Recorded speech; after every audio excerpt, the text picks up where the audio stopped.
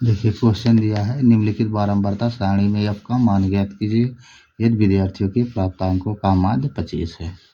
तो चलिए हम इसे हल करते हैं।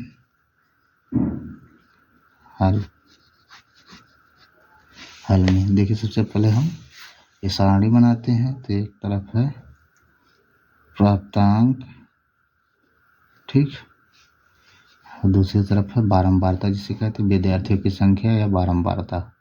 तो लिखेंगे विद्यार्थियों की संख्या, इसे हम एफ से दिखाते हैं। ये होता है एफ। तो जो जो दिया है उसे लिख लेते हैं। तो प्राप्तांक हमारा दिया है 0 से 10, 10 से 20, 20 से 30, 30 से 40, 40 से 50, ठीक। और मान रखते हैं बारंबारता दिया है विद्यार्थी की संख्या 3, एफ 6, 10 और 5, ठीक है। 3, 6, 10 और 5। तो अब हम इसे हल करते हैं। तो देखिए एक मिला। अब हम इस दूसरा का अगला होता है हमारा यक्स। यक्स हमको कहाँ से मिलता है? वर्गांतराल को जोड़ के आधा करना होता है। तो 0 और 10 को जोड़ेंगे, 10 10 का आधा 5, और 20 10 30 30 का आधा 15। अब देखिए 10 10 का अंतर है, 10 10 में जोड़ते जाएंगे, ठीक है। तो 15 10 25, 25 10 35, 35 10 45, 1 2 3 4 5, 1 2 3 4 5, ठीक है हमारा। अब देखिए यहाँ हमारा एफ और एक्स में देखिए एक्स का मान बड़ा है, तो हम अब डी निकालते हैं। डी बराबर होता हमारा एक्स माइनस ए। ये कहाँ से आएगा हमारा डी? ये कहाँ से आएगा?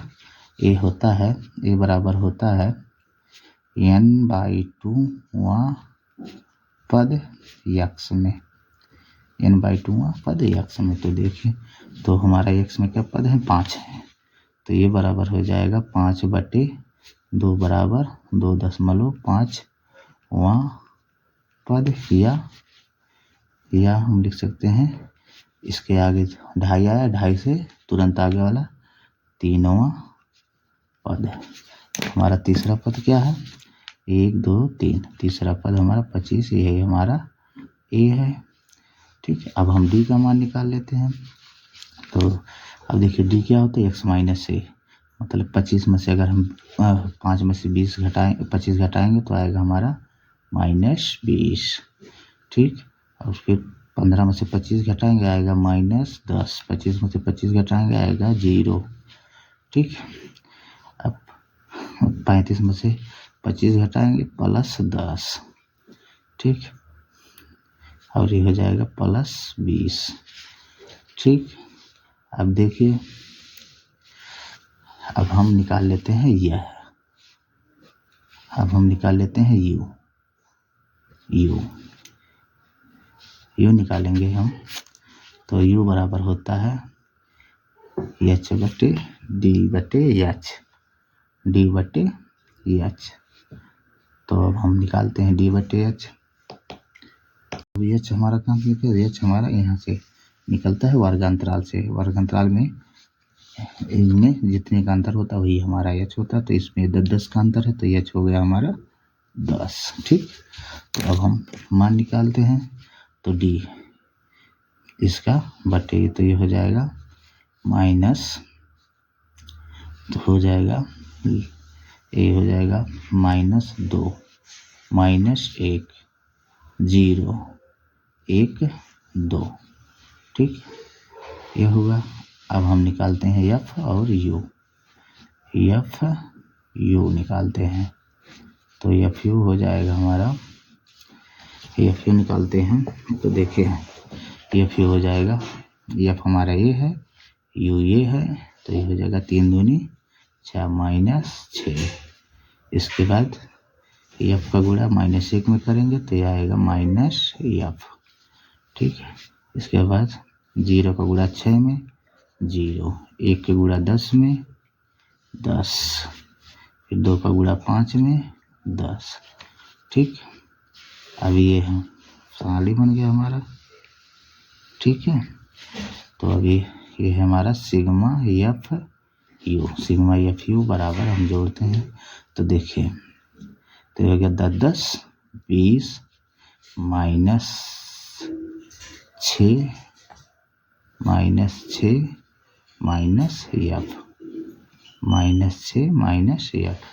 अब इसे हम जोड़ लेते हैं। अब दिया है 6 3 9 10 9 19 19 5 24। तो ये सिग्मा एफ बराबर हो गया 24 प्लस एफ, 24 प्लस एफ।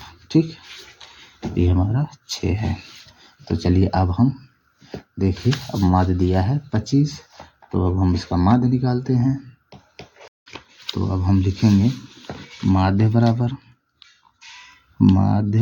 बराबर, अब देखिए एफ यू आया है, तब ये होता है ए प्लस सिग्मा एफ यू बटे सिग्मा एफ इंटू एच। हम सबका मान रख देते हैं।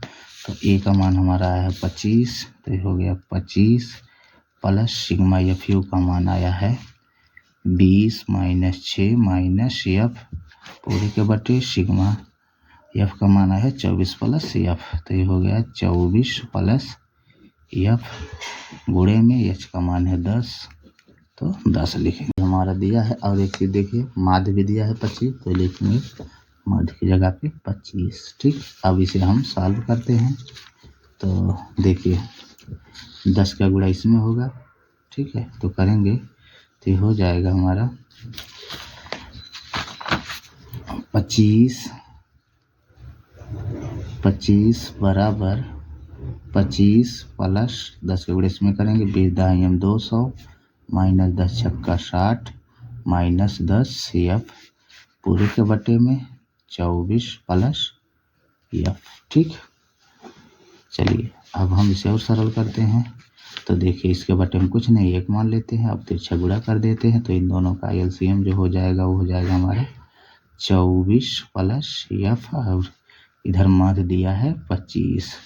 ठीक है, 24 प्लस एफ, माध्य दिया है 25। अब इसका गुणा इसमें करेंगे तो हो जाएगा 25 into 24 plus F plus 200 minus 60 minus 10 F.